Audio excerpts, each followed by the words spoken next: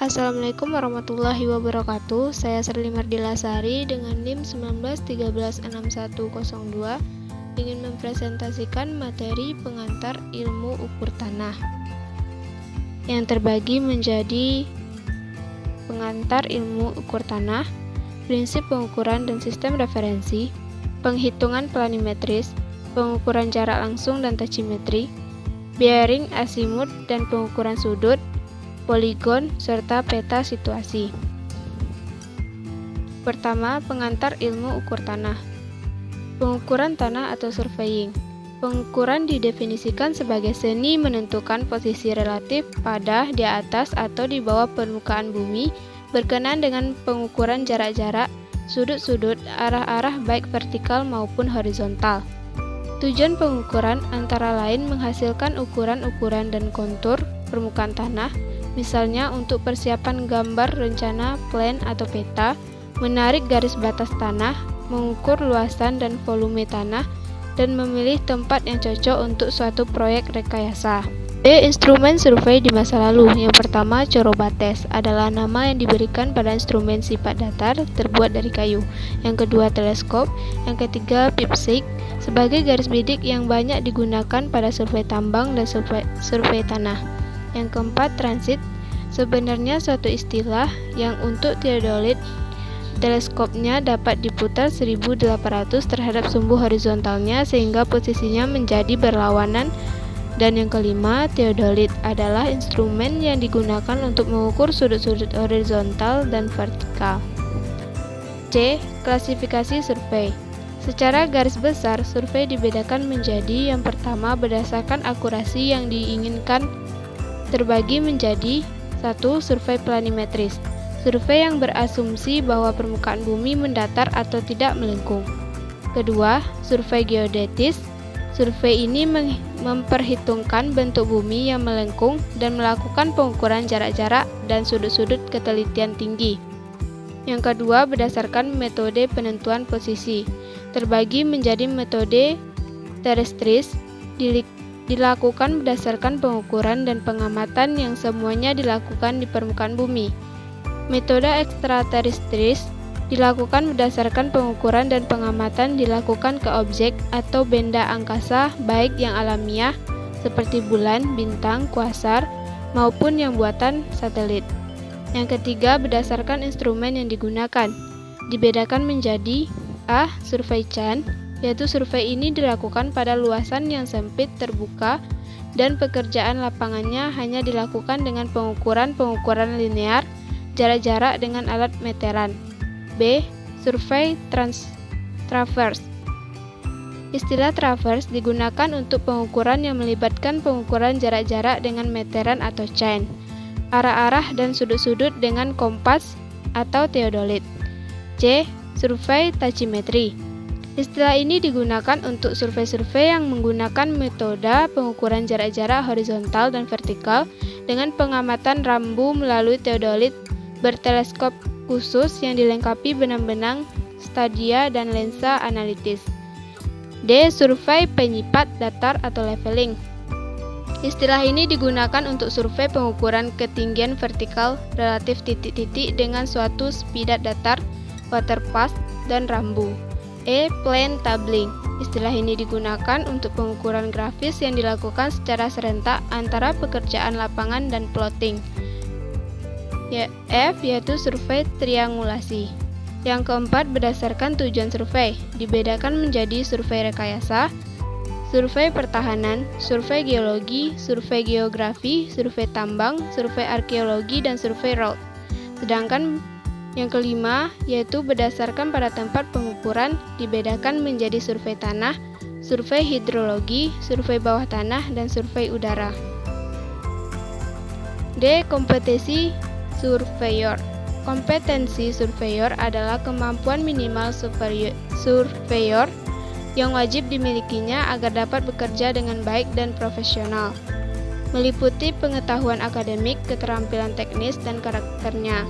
Surveyor kompeten harus memiliki pengetahuan tentang teori-teori pengukuran dan keterampilan praktis.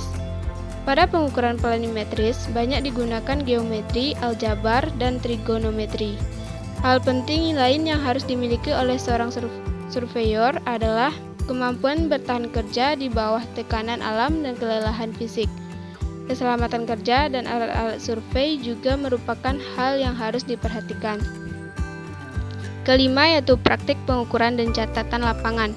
Pelatihan-pelatihan kepada calon surveyor hendaklah dilakukan dengan arahan yang baik, meliputi keseluruhan kompetensi, metode-metode lapangan, instrumen-instrumen yang terkait, dan pekerjaan-pekerjaan kantor. Catatan lapangan merupakan bagian penting yang perlu diperhatikan lebih. Para surveyor seharusnya menyadari sejak awal, kualitas pekerjaan bergantung pada catatan-catatan lapangan itu. Pencatatan seharusnya menyajikan hasil-hasil pengukuran yang handal dan informasi-informasi lain yang ada di lapangan. Kedua, prinsip pengukuran dan sistem referensi. Terbagi menjadi A. Prinsip-prinsip pengukuran. Prinsip-prinsip tersebut adalah A. Bekerja mulai dari keseluruhan menuju bagian-bagiannya. Prosesnya yaitu pengukuran jarak sebagai sebagian karena panjang meterannya lebih pendek dari yang akan diukur. B. Posisi suatu titik dapat diletakkan paling sedikit dengan dua pengukuran dapat dijelaskan sebagai berikut. Dua titik kontrol dipilih di lapangan dan jarak keduanya diukur. Kemudian, jaraknya digambarkan di kertas dengan skala tertentu. B. Bentuk bumi. Sejak zaman Yunani kuno, para ilmuwan dan filosof tertarik pada bentuk dan dimensi bumi. Bumi terbentuk bulat pertama kali digagas oleh Pythagoras. Sementara itu, para sarjana lainnya berpendapat bumi berbentuk kotak, bidang, datar, atau silinder. Eratosthenes 276-194 sebelum Masehi dicatat sebagai orang pertama yang mengukur besaran bola bumi dengan hasil yang cukup akurat pada era itu.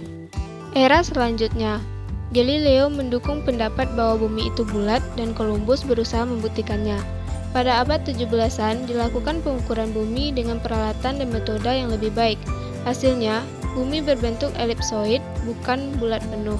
Selanjutnya, pengukuran terhadap fenomena sumbu, panjang, dan pendek bumi dilanjutkan oleh Cassini, Newton, dan Huygens pada berbagai studinya. Sepintas, permukaan bumi seragam, lautan merupakan permukaan yang seragam, tetapi permukaan atau topografi dari massa tubuh bumi menunjukkan variasi vertikal antara gunung-gunung dan bukit-bukit secara sederhana. Kita bisa mereferensikan pengukuran topografi pada permukaan laut rata-rata dan mempertimbangkan bahwa permukaan bumi datar. Jika pengukuran dilakukan pada tak terhingga titik garis level akan membentuk permukaan level. Permukaan level ini dinamakan geoid. Geoid didefinisikan sebagai bidang ekuipotensial yang mirip dengan permukaan laut rata-rata. C. Sistem referensi. Jika kita menghitung posisi, jarak, dan arah di permukaan bumi, kita memerlukan kerangka referensi matematis. Kerangka referensi yang paling cocok adalah ellipsoid oblate, karena mempunyai bentuk relatif sederhana dan pada tingkat tertentu mendekati bentuk geoid. Sebelum digunakan untuk keperluan hitungan, hasil-hasil ukuran itu harus dikoreksi perbedaan-perbedaannya akibat geoid dan ellipsoid referensi. Koreksi-koreksi ini relatif kecil, dan pada survei tertentu dapat dibaikan bila mana dipilih ellipsoid referensi yang sesuai dengan geoid pada daerah survei. Untuk mencapai kesesuaian itu, tiap-tiap negara memilih ellipsoid referensi yang berbeda-beda yang dianggap paling sesuai dengan wilayahnya. 3. Penghitungan planimetris. Pengukuran yang dilakukan oleh seorang surveyor itu berada pada bidang topografi, sedangkan hasil-hasil plotting atau penggambaran disajikan pada bidang datar. Oleh sebab itu, untuk keperluan yang diteliti, misalnya pada survei geodetik, hasil-hasil ukuran tidaklah serta-merta secara langsung dapat dihitung dengan menggunakan aturan-aturan trigonometris biasa, tetapi harus dilibatkan kelengkungan-kelengkungan elipsoid bumi. Untuk survei pengukuran yang tidak begitu luas atau survei planimetris, kelengkungan bumi dianggap tidak ada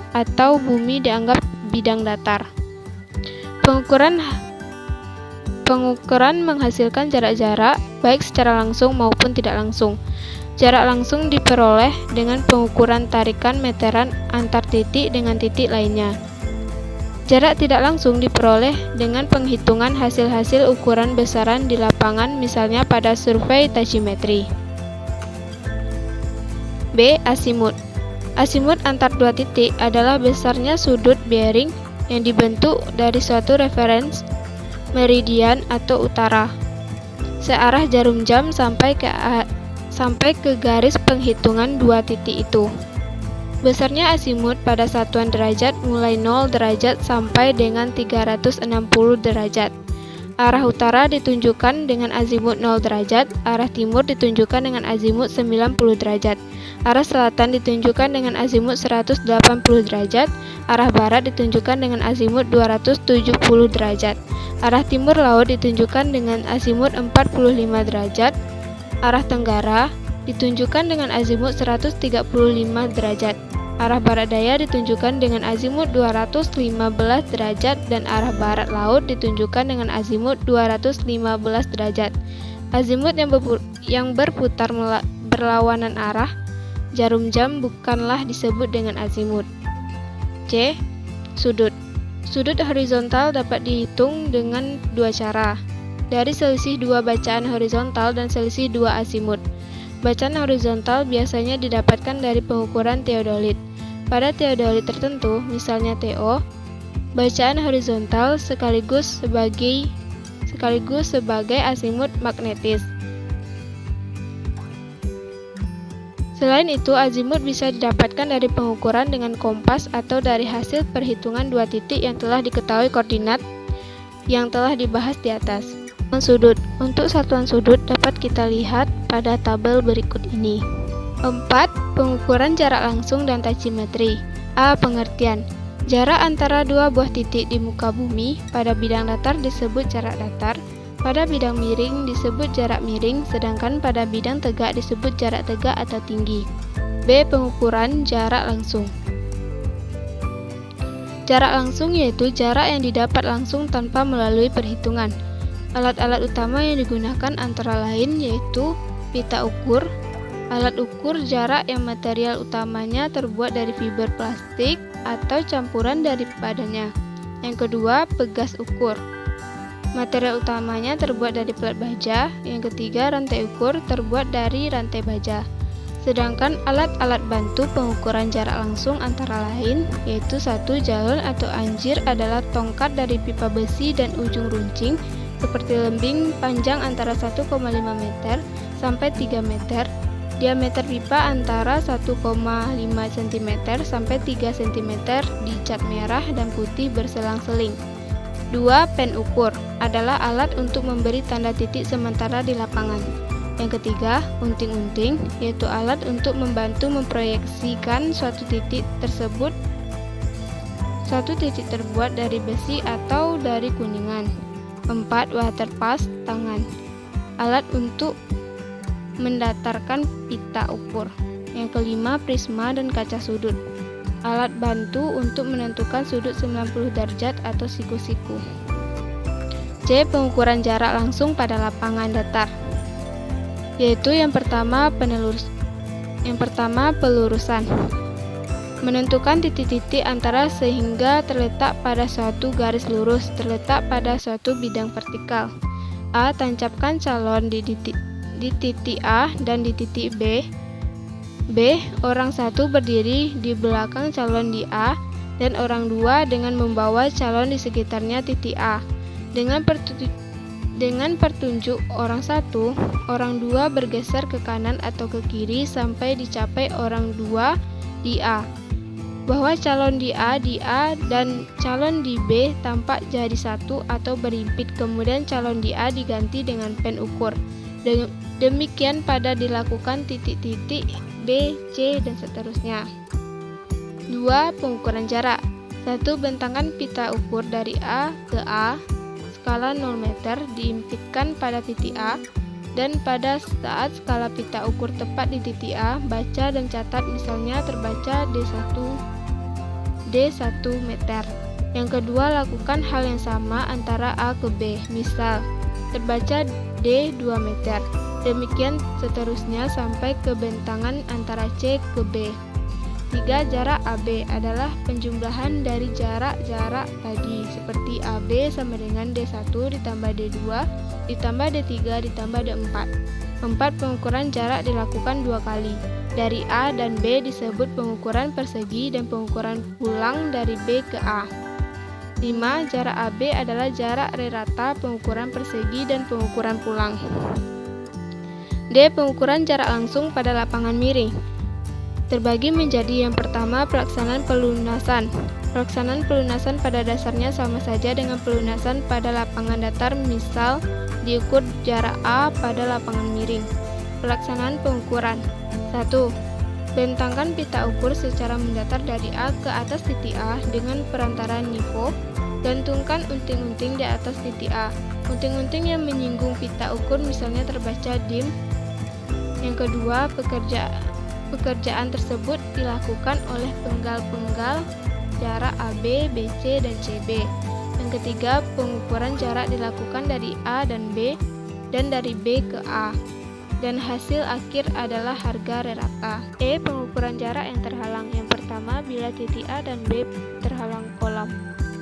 Proyeksikan B pada C garis yang melalui A di titik C. Ukur jarak A per C dan jarak BC banding jarak AD sama dengan akar dalam kurung AC2 ditambah BC2 tutup kurung.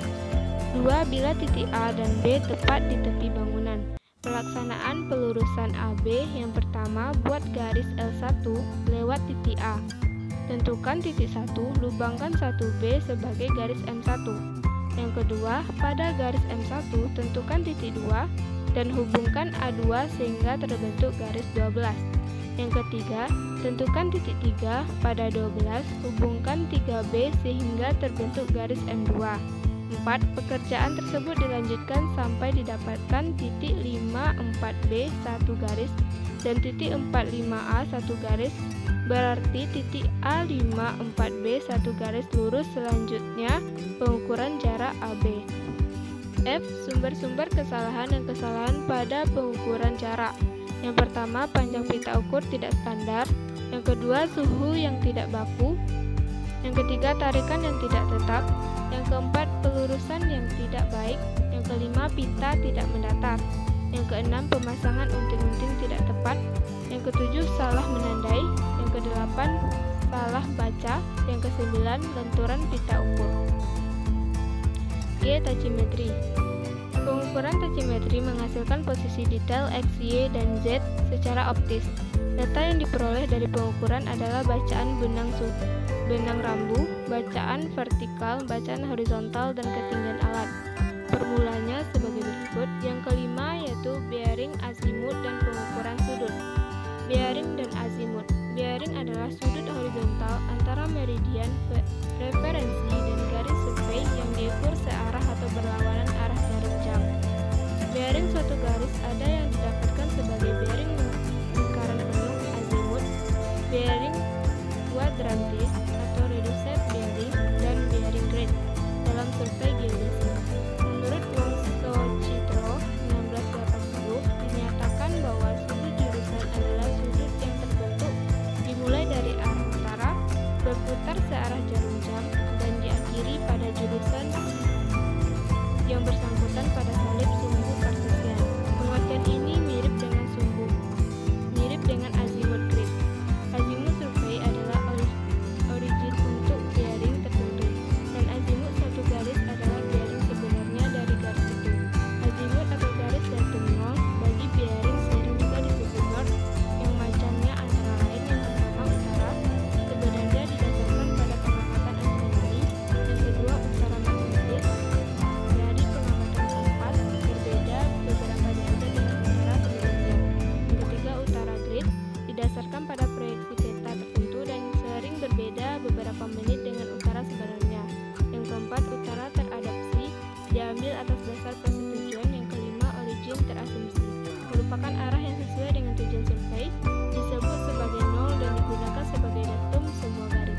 Azimut geodetis. Azimut geodetis dari titik P ke Q pada elipsoid didefinisikan sebagai sudut yang terbentuk dari dua bidang. Keduanya mengandung komponen normal elipsoid pada P, salah satunya mengandung kutub utara elipsoid dan satu lainnya mengandung titik Q. Sudutnya diukur searah jarum jam. Azimut ini direferensikan pada utara elipsoid dan normal elipsoid pada P. Oleh sebab itu disebut azimut geodetis, karena azimut geografis sering juga dimaksudkan untuk azimut geodetis ini. Azimut astronomis mirip dengan azimut geodetis. Azimut astronomis dari titik P ke Q didefinisikan sebagai sudut yang terbentuk dari dua bidang. Keduanya mengandung komponen vertikal pada P, salah satunya mengandung kutub langit utara dan satu lainnya mengandung titik Q. Terdapat penyimpangan antara normal elipsoid terhadap normal geoid. Penyimpangan ini disebut defleksi vertikal. Hasil pengamatan matahari merupakan azimut astronomis atau sering juga disebut azimut matahari. Pengukuran sudut.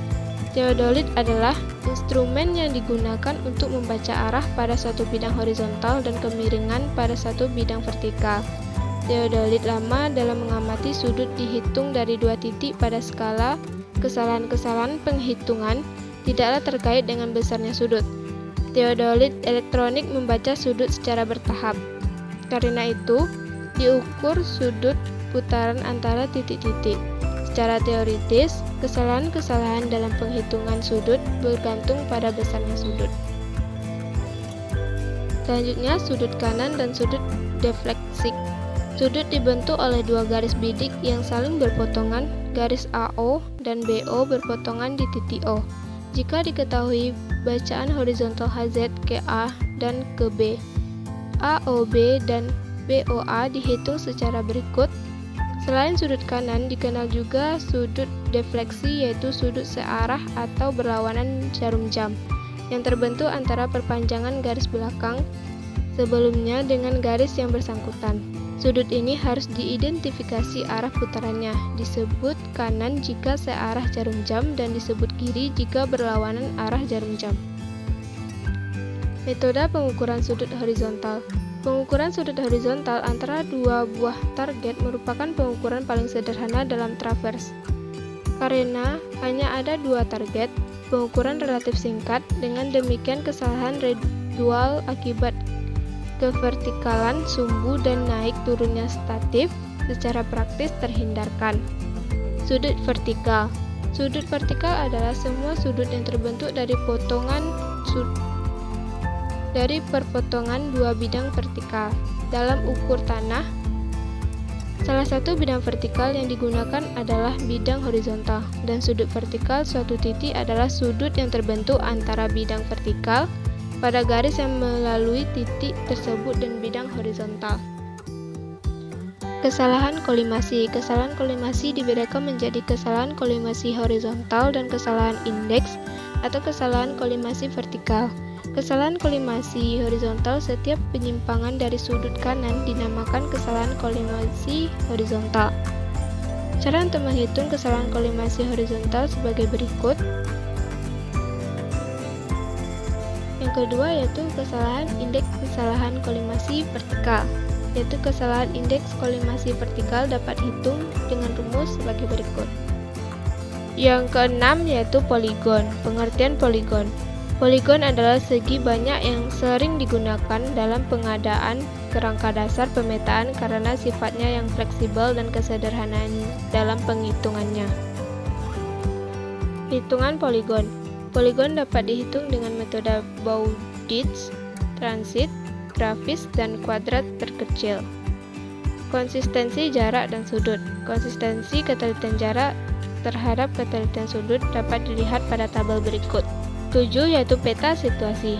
Peta situasi dibuat dengan urutan sebagai berikut. Yang pertama, pembuatan kerangka kontrol horizontal dan vertikal. Yang kedua, pengukuran detail. Yang ketiga, pembuatan garis kontur. Yang keempat, plotting. A. Pembuatan kerangka kontrol. Kerangka kontrol atau titik-titik poligon terbagi dua fungsi, yaitu kerangka kontrol horizontal dan kerangka kontrol vertikal. Tahapan pembuatan kerangka kontrol atau poligon sebagai berikut. Yang pertama, pemasangan titik poligon. Yang kedua, pengukuran dan pengolahan kerangka kontrol horizontal dengan tahapan yang pertama, pengukuran azimut magnetis awal, kompas. B. Pengukuran jarak langsung pita ukur secara pergi pulang. C. Pengukuran sudut teodolit secara 2 seri rangkap. D. Penghitungan koordinat dengan metode Bowditch. 3. Pengukuran dan pengolahan kerangka kontrol vertikal dengan tahapan A. Penambahan sudut titik baru jika jumlah slag belum genap. B. Pengukuran beda tinggi, waterpass, dan 2 rambu secara pergi pulang. C. Penghitungan beda tinggi. Hasil dari kegiatan ini adalah koordinat X, Y, dan Z titik kontrol. B. Pengukuran detail. Pada metode polar ini yang diukur adalah sudut dan jarak optis serta beda tinggi. Peralatan yang diperlukan yaitu teodolit dan kelengkapannya. Yang kedua, rambu ukur.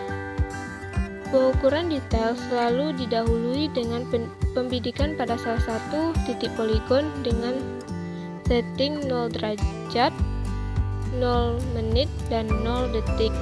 Pada posisi biasa, terdapat mungkin urut bidik detail searah jarum jam, dengan mendahulukan detail yang paling dekat dengan titik referensi yang telah di-set 0 di atas. C. Pembuatan garis kontur. Garis kontur adalah garis khayal yang menghubungkan titik-titik dengan ketinggian yang sama. Karena tidak semua titik diukur, maka untuk mendapatkan titik ketinggian bagi titik yang lainnya di sekitar digunakan interpolasi. Interpolasi kontur dapat dilakukan dengan secara grafis atau perhitungan dengan bobot jarak. D. Plotting. Plotting dilakukan dengan urutan sebagai berikut. Yang pertama, buat format peta yang telah ditetapkan. Yang kedua, plot titik-titik poligon sebagai titik referensi. Yang ketiga, plot detail jalan, bangunan, selokan, dan lain-lain. Yang keempat, buat garis kontur dan atau titik-titik ketinggian. Plotting dilakukan setelah semua data lapangan dihitung, meliputi yang pertama, hitungan koordinat poligon X, Y. Yang kedua, hitungan tinggi, dan yang ketiga, hitungan detail. Baiklah, sekian presentasi dari saya. Mohon maaf atas kesalahan. Terima kasih. Assalamualaikum warahmatullahi wabarakatuh.